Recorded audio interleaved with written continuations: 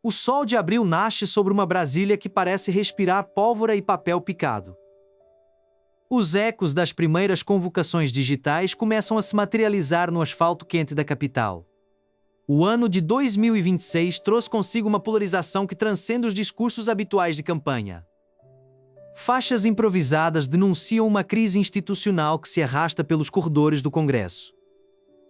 A confiança nas urnas e nos tribunais parece estar por um fio em cada grito de ordem. Dentro do palácio, as canetas se movem com a mesma velocidade que as pedras voam lá fora. A primeira grande notícia do mês foca na quebra definitiva do diálogo entre o executivo e o legislativo. Grades de ferro agora são a única fronteira entre a lei e a fúria popular. Analistas apontam que o orçamento secreto e as emendas tornaram-se o combustível desse incêndio político. Em São Paulo, a Avenida Paulista reflete o descontentamento que nasceu no Planalto Central. Caminhoneiros anunciam novos bloqueios enquanto as redes sociais transbordam em ódio coordenado. A segurança pública parece hesitar diante de ordens contraditórias vindas de cima. Cada movimento no tabuleiro político de Brasília é lido como uma traição por um dos lados. O Supremo Tribunal Federal torna-se o alvo principal de uma retórica de deslegitimação. O ar está pesado com a possibilidade iminente de um estado de sítio ou intervenção. Não se trata apenas de ideologia, mas de uma luta feroz pelo controle da narrativa nacional. Grupos paramilitares começam a ser monitorados em áreas rurais, aumentando a tensão nas fronteiras. O mercado financeiro reage com volatilidade extrema a cada postagem oficial no Twitter. Famílias brasileiras se dividem nas mesas de jantar enquanto o país queima nas ruas.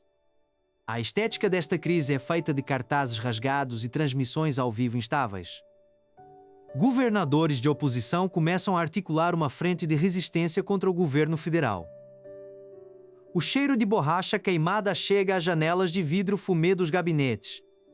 A imprensa internacional observa com cautela o que chama de o teste final da democracia tropical. A radicalização das bases parece ter fugido ao controle de seus próprios líderes. Estudiosos alertam para o perigo de uma ruptura que não virá por tanques, mas por decretos. A militância organizada de ambos os lados estabelece acampamentos permanentes na capital. A noite em Brasília não traz sono, apenas conspirações sussurradas em restaurantes caros.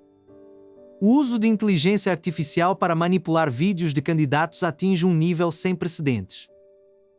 O Ministério da Defesa emite uma nota ambígua que deixa a sociedade em alerta máximo. Cidadãos comuns começam a estocar alimentos temendo o fichamento das estradas principais. O clima de nós contra eles é alimentado por algoritmos que lucram com o caos. Confrontos diretos entre manifestantes de cores opostas tornam-se rotina nas grandes metrópoles. A história está sendo escrita em tempo real, mas com uma tinta que parece sangue.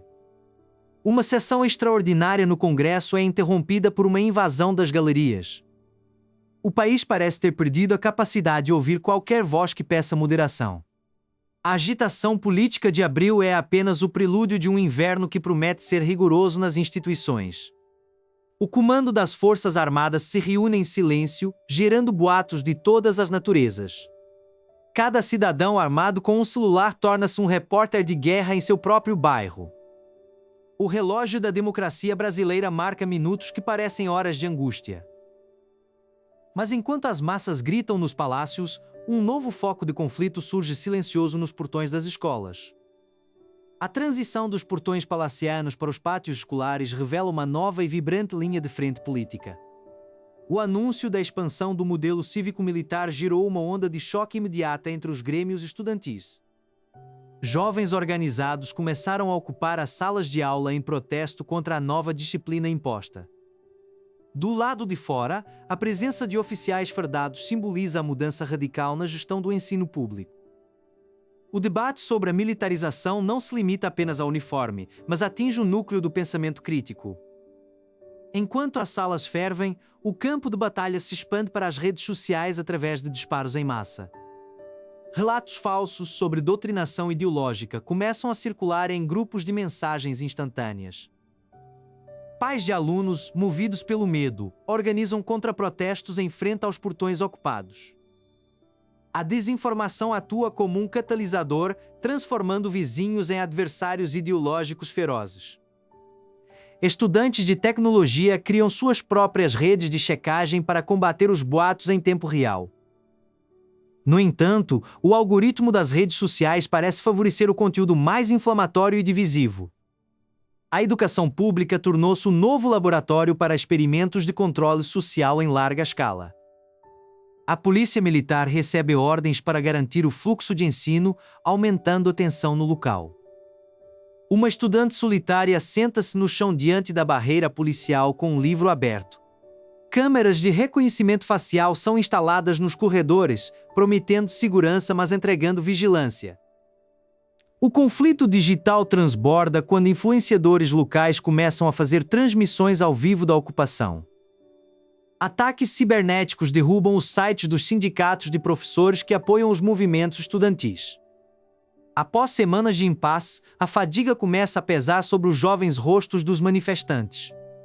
Mas uma vitória judicial temporária suspende a militarização em 3 estados do Sul e Sudeste.